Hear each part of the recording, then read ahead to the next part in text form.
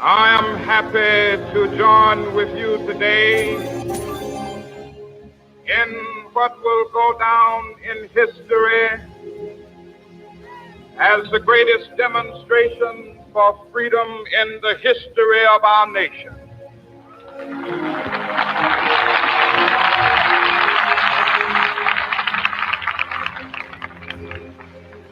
Five score years ago, a great American in whose symbolic shadow we stand today signed the Emancipation Proclamation. This momentous decree came as a great beacon light of hope to millions of Negro slaves who had been seared in the flames of withering injustice. It came as a joyous daybreak to end the long night of their captivity. But 100 years later, the Negro still is not free. 100 years later, the life of the Negro is still sadly crippled by the manacles of segregation and the chains of discrimination. 100 years later, the Negro lives on a lonely island of poverty in the midst of a vast ocean of material prosperity. 100 years later, the Negro is still languished in the corners of American society, finds himself in exile in his own land. So we've come here today to dramatize a shameful condition. In a sense, we've come to our nation's capital to cash a check. When the architects of our republic wrote the magnificent words of the Constitution and Declaration of Independence, they were signing a promissory note to which every American was to fall heir. This note was a promise that all men, yes, black men as well as white men, would be guaranteed the unalienable rights of life, liberty, and the pursuit of happiness. It is obvious today that America has defaulted on this promissory note insofar as her citizens of color are concerned. Instead of honoring this sacred obligation, America has given the Negro people a bad check, a check which has come back marked insufficient funds.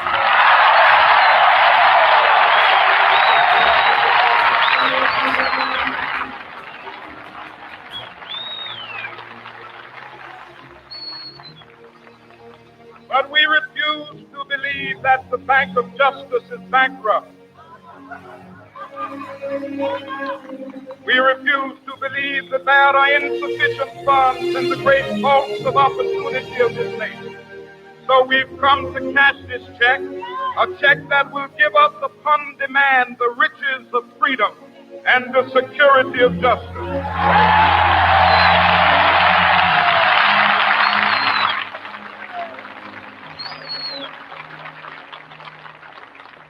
We have also come to this hallowed spot to remind America of the fierce urgency of now. This is no time to engage in the luxury of cooling off or to take the tranquilizing drug of gradualism.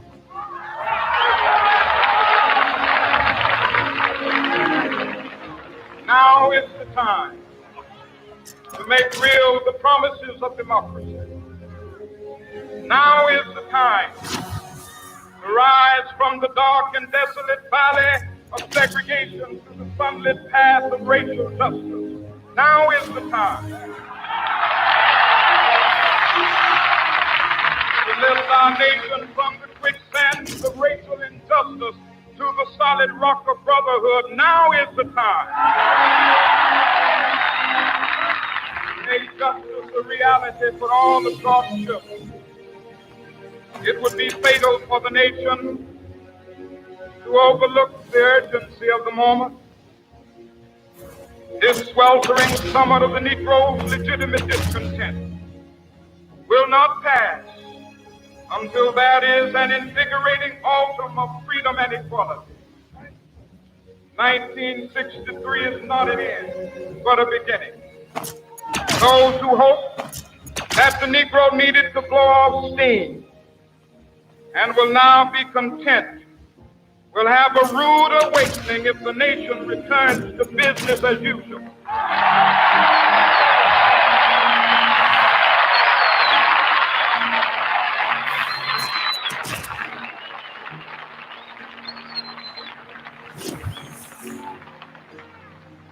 There will be neither rest nor tranquility in America till the Negro is granted his citizenship rights. The whirlwinds of revolt will continue to shake the foundations of our nation until the bright day of justice emerges. That is something that I must say to my people who stand on the warm threshold which leads into the palace of justice. In the process of gaining our rightful place, we must not be guilty of wrongful deeds. Let us not seek to satisfy our thirst for freedom by drinking from the cup of bitterness and hatred.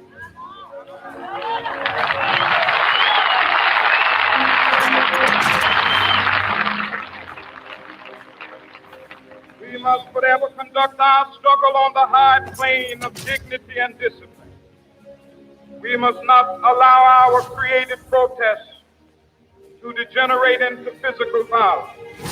Again and again, we must rise to the majestic heights of meeting physical force with soul force. The marvelous new militancy which has engulfed the Negro community must not lead us to a distrust of all white people.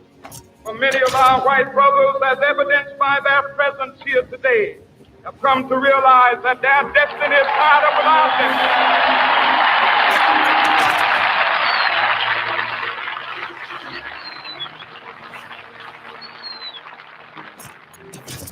They have come to realize that their freedom is inextricably bound to our freedom.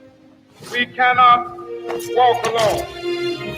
As we walk, we must make the pledge that we shall always march ahead. We cannot turn back. There are those who are asking the devotees of civil rights, when will you be satisfied? We can never be satisfied as long as the Negro is the victim of the unspeakable horrors of police brutality. We can never be satisfied as long as our body is heavy with the fatigue of travel. cannot gain lodging in the motels of the highways and the hotels of the city.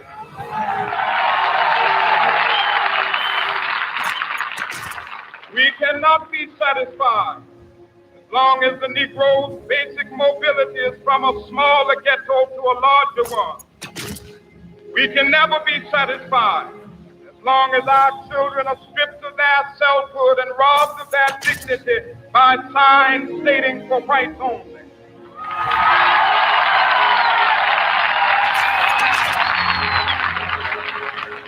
We cannot be satisfied as long as the Negro in Mississippi cannot vote and the Negro in New York believes he has nothing for which to vote.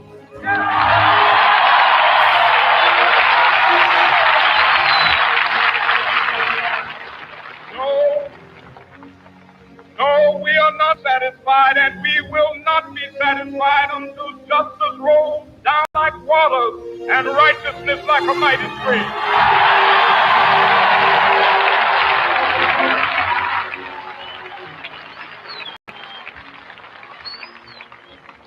I am not unmindful that some of you have come here out of great trials and tribulations. Some of you have come fresh from narrow jail cells. Some of you have come from areas where your quest for freedom left you battered by the storms of persecution, staggered by the winds of police brutality. You have been the veterans of creative suffering. Continue to work with the faith that unearned suffering is redemptive. Go back to Mississippi. Go back to Alabama. Go back to South Carolina. Go back to Georgia. Go back to Louisiana. Go back to the slums and ghettos of our northern cities. Knowing that somehow this situation can and will be changed. Let us not wallow in the valley of despair. I say to you today, my friend,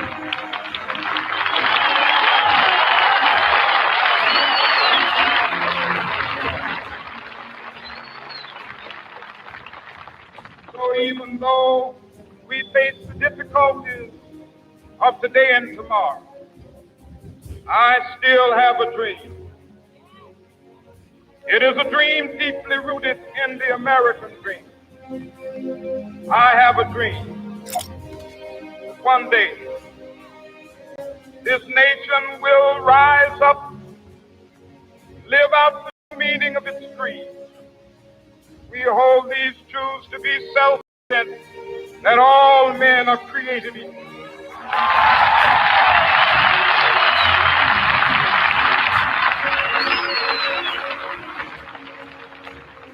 I have a dream that one day on the red hills of Georgia, sons of former slaves and the sons of former slave owners will they be able to sit down together at the table of brotherhood. I have a dream. One day,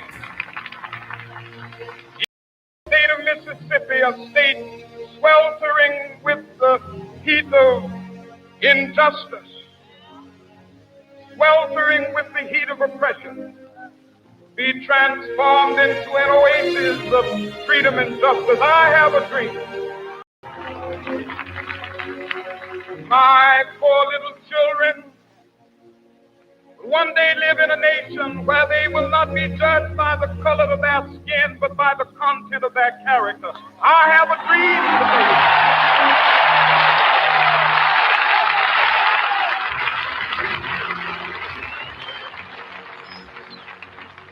I have a dream that one day down in Alabama, with its vicious racists, with its governor having his lips dripping with the words of interposition and nullification, one day right there in Alabama, little black boys and black girls will be able to join hands with little white boys and white girls as sisters and brothers. I have a dream.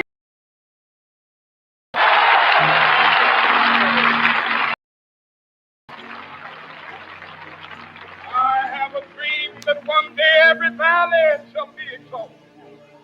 every hill and mountain shall be made low, the rough places will be made plain, and the crooked places will be made straight, and the glory of the Lord shall be revealed, and all flesh shall see it together. This is our hope.